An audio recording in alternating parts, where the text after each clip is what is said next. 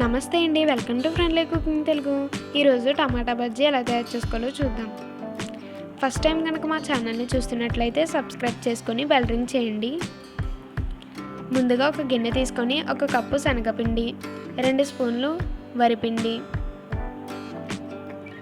చిటికెడు వంట సోడా, చిటికెడు పసుపు, తగినంత సాల్ట్, 1/2 టీ స్పూన్ కారం,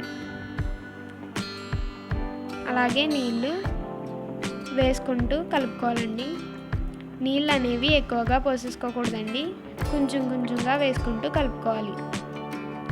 ఈ విధంగా పిండిని కలుపుకోవాలండి. పిండి అనేది మరీ పలచగా కలుపుకోకూడదండి, ఈ విధంగా కలుపుకుంటే సరిపోతుంది. తర్వాత మీడియం సైజు ఉన్న టమాటాలను తీసుకొని ఈ విధంగా పిండిలో వేసుకొని టమాటాలను పిండిలో బాగా డిప్ చేసి నూనెలో వేయాలండి.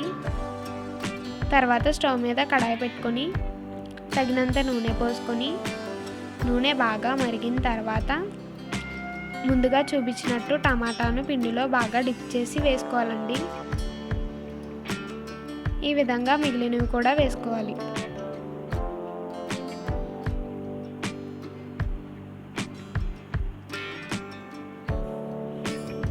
ఇలా వేసుకున్న తర్వాత గోల్డెన్ కలర్ వచ్చేంత వరకు వేయించుకోవాలండి.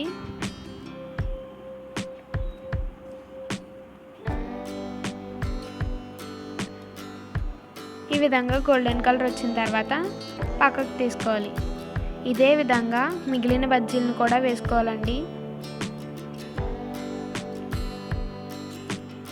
బజ్జీలు అనేవి గోల్డెన్ కలర్ వచ్చేంత వరకు అటు ఇటు తిప్పుకొని వేయించుకోవాలండి.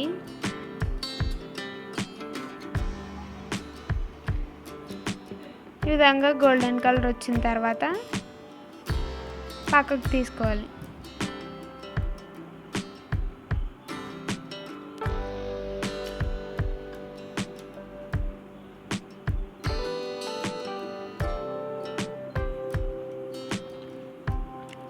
బజ్జీలు చల్లారిన తర్వాత ఈ విధంగా కట్ చేసి టమాటాను తీసేయాలండి.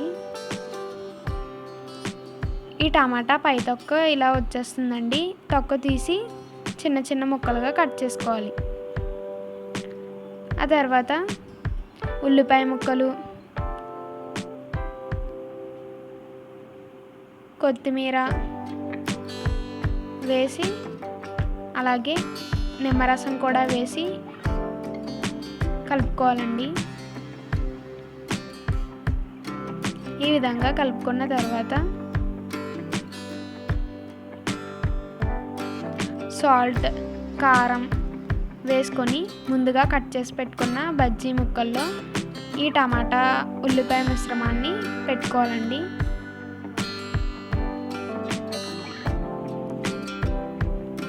ఇలా పెట్టుకున్న తర్వాత కొత్తిమీరతో గార్నిష్ చేసుకుంటే అంతే అండి, టమాటా బజ్జీ.